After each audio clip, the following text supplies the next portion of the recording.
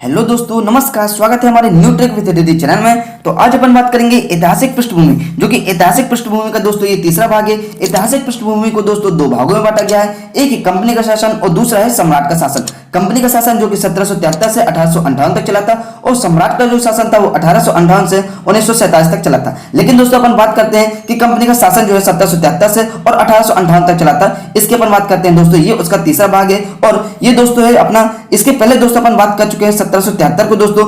और इसको दोस्तों अपन कैसे याद किए थे कि एक साथ है लेकिन साथ में दोस्तों तीन लोग हैं और इसी से अपनी पूरी ट्रिक चली थी। और दोस्तों जो दूसरा एक्ट था यानी दूसरा जो पार्ट था वो चला था दोस्तों अपना 1781 दोस्तों। इसको अपन कैसे याद किए थे? इसको दोस्तों अपन बोलते हैं बंदोबस्त कानून। कैसे दोस्तों? क्योंकि यदि 8 से 1 को घटा दोगे तो क्या हो जाएगा दोस्तों? 7 आ जाएगा। यानी कि एक साथ में सभी का बंदोबस्त हो गया दोस्तों। यानी कि एक साथ में लेकिन सभी साथ में, इसलिए सभी का बंदोबस्त हो गया और इसी से अपनी पूरी ट्रिक चली थी दोस्तों। और ये दोस्तों जो पार्ट 3 है इसको दोस्तों अपन याद कैसे करेंगे कि 1784 का जो है वो पिट्स इंडिया एक्ट ही है। तो देखिए दोस्तों एक साथ में है लेकिन साथ में दोस्तों कौन है?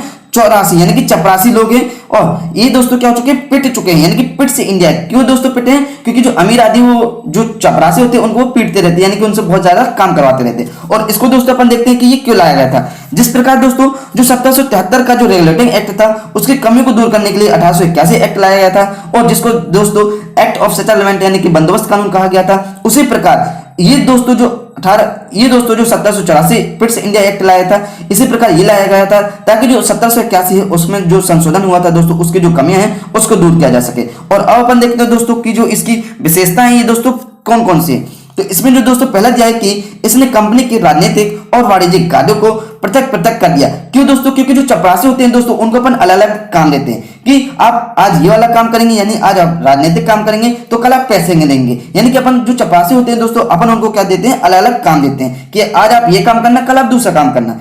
इसी प्रकार दोस्तों जो इसका दूसरा है कि इसने निदेशक मंडल को कंपनी के व्यापारिक मामलों के अधीक्षण की अनुमति तो दे दी, लेकिन राजनीतिक मामलों के प्रबंधन के लिए नियंत्रण बोर्ड यानी कि बोर्ड ऑफ कंट्रोल नाम से एक नए निकाय का गठन कर दिया। इस प्रकार इसको दोस्तों द्वैत शासन की व्यवस्था का आरंभ किया गया। इसलिए दोस्तों क्योंकि दोस्तों देखिए ऊपर में दो व्यक्ति आए हैं। कौन कौन दोस्तों? एक तो राजनीतिक कार्य हो रहा और दूसरा हो रहा दोस्तों वाणिज्यिक कार्य, यानी कि दो कार्य हो रहा है, यानी कि दोस्तों द्वैत शासन आ जाएगा। और दोस्तों जो चपरासी होते हैं तो अपन को लगने लगता है कि भाई जो राजनीतिक कार्य है वो तो कम से कम अच्छे से करे, इसलिए अपन उसके ऊपर क्या करते हैं दोस्तों? पूरा कंट्रोल कर लेते हैं, यानी कि नियंत्रण अपन को लगने लगता है कि ये जो चपरासी ये अपने पूरी नियंत्रण में रहे ताकि ये दूसरे काम ना कर सके, यानी कि ये बेफालतू के काम ना कर सके। तीसरा है नियंत्रण बोर्ड को यह शक्ति थी कि वह ब्रिटिश नियंत्रित भारत में सभी नागरिक, सैन्य, सरकार व राजस्व गतिविधियों का अधीक्षण व नियंत्रण कर सके। और इस प्रकार दोस्तों इस अधिनियम को दो कारणों से महत्वपूर्ण माना गया था दोस्तों। तो अब अपन देखते हैं दोस्तों, एक तो इसमें ब्रिटिश का आधिपत्य हो गया था और जो दूसरा था वो था दोस्तों ब्रिटिश सरकार को भारत में कंपनी के कार्यों और इसके प्रशासन पर पूर्ण नियंत्रण हो गया था दोस्तों। अब देखिए दोस्तों अपन इसको सभी को याद कैसे करेंगे दोस्तों। देखिए जो चपरासी होते हैं ये एक तो नागरिक होते हैं और वो सरकार के काम भी करते हैं और दोस्तों वो क्या करते हैं? राजस्व काम भी करते हैं। यानी कि जो चपरासी होते हैं वो लगभग सभी कार्य कर सकते हैं। पहली बात तो वो नागरिक है, पहली बात तो ये हो गया। और दूसरी बात ये कि जो सरकार होते हैं अधिकतर सरकार के पास देखो तीन चार चपरासी उनके पास रहते हैं, यानी कि उनके पास बहुत सारे चपरासी होते हैं। और जो उनके पास राजस्व संबंधी होते हैं वो भी दोस्तों लगभग कौन? चपरासी ही करते हैं। इसलिए उसको अपन क्या करते हैं? उसका अपन अधीक्षण करते हैं और उसको अपन नियंत्रण करते हैं कि भाई ये भाई व्यक्ति ये जो चपरासी है वो गलत काम ना कर सके।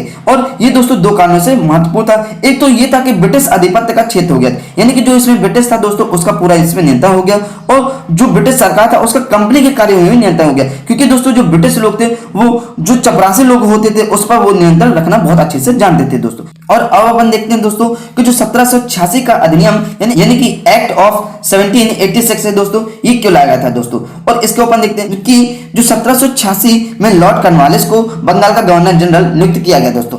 कभी कभी दोस्तों क्वेश्चन आ जाता है कि बताइए बंगाल का पहला गवर्नर जनरल कौन नियुक्त हुआ था? तो ये दोस्तों हुआ था कौन? Lord Cornwallis. इसको दोस्तों अपन ट्रिक से याद कैसे करेंगे? देखिए लॉर्ड कॉर्नवालिस यानी कि देखिए बंगाल का गवर्नर जनरल तो नियुक्त हो गया लेकिन उसका कोई वालिस नहीं है। तो अपन पूछने लगते हैं कि जो भाई इतना बड़ा गवर्नर जनरल नियुक्त हुआ है लेकिन जब उसका कोई वालिस नहीं है तो क्या करेगा भाई? कौन वालिस? यानी कि उसका कोई वालिस नहीं है। कौन वालिस? यानी कि कॉर्नवालिस, यानी कि जो पहला गवर्नर जनरल हुआ है नियुक्त उसका कोई भी वालिस नहीं है। इसलिए अब वो क्या करेगा? आगे किसी भी किसी व्यक्ति को अपना पद नहीं दे सकता दोस्तों। और अब अपन देखते हैं दोस्तों कि उसने यह पद स्वीकार करने के लिए 2 शर्तें और मांगे रखी थी दोस्तों, क्योंकि उसका तो कोई वालिस नहीं, इसलिए वो क्या करेगा, 2 शर्तें तो कम से कम रखेगा ही। एक तो उसने रखा कि उसे विशेष मामलों में अपने काउंसिल के निर्णय जो है उसको अधिभावी करने और न मानने का अधिकार हो, यानी कि वो मन का राजा हो दोस्तों, कि जो वो करे वो भी सही है और जो ना करे वो भी सही है। और दूसरा कि उसे सेनापति अथवा कमांडर इन चीफ का पद भी दिया जाए, यानी कि दोस्तों वो इतना लालची था। पहली बात तो उसके पास दोस्तों कोई भी वारिस नहीं था, जो पहला गवर्नर जनरल था, लेकिन उसके पास 2 शर्तें उसने रखी। कौन कौन सी? पहला तो ये कि भाई जो हम निर्णय ले वो सही हो या ना हो, लेकिन हमारे ऊपर कोई भी सैन्य कार्रवाई ना की जा सके और हम अपने मन के राजा हो, यानी कि न मानने का भी हमारे पास अधिकार हो। और दूसरा उसने रखा कि हमारे पास सेनापति हो उसे और अथवा कमांडर इस चीफ का भी पद दिया जाए, यानी कि वो दोस्तों ये चाहता था कि हम एक सेनापति भी रहें और एक गवर्नर जनरल भी रहें। इस प्रकार दोस्तों ये जो शर्तें थी वो 1786 के जो कानून में प्रावधानों के रूप में इसको जोड़ा गया था दोस्तों। इस प्रकार दोस्तों आपको ये ट्रिक आपको दोस्तों याद हो गई होंगी। दोस्तों यदि ये वीडियो आपको अच्छी लगी हो तो इस वीडियो को लाइक करें, अपने दोस्तों के साथ शेयर करें और हमारे चैनल पर यदि आप नए हैं तो इस चैनल को सब्सक्राइब जरूर कर लें। और दोस्तों जो प्रेस बेल आइकन बटन है इसको दोस्तों जरूर दबाएं ताकि आपको हर वीडियो की नोटिफिकेशन दोस्तों मिलते रहे। तो चलिए अब मिलते हैं अपन दोस्तों ऐसे ही किसी नई वीडियो पर। जब तक के लिए जय हिंद, जय भारत, अपना ध्यान रखिए, घर पर रहिए और सुरक्षित रहिए।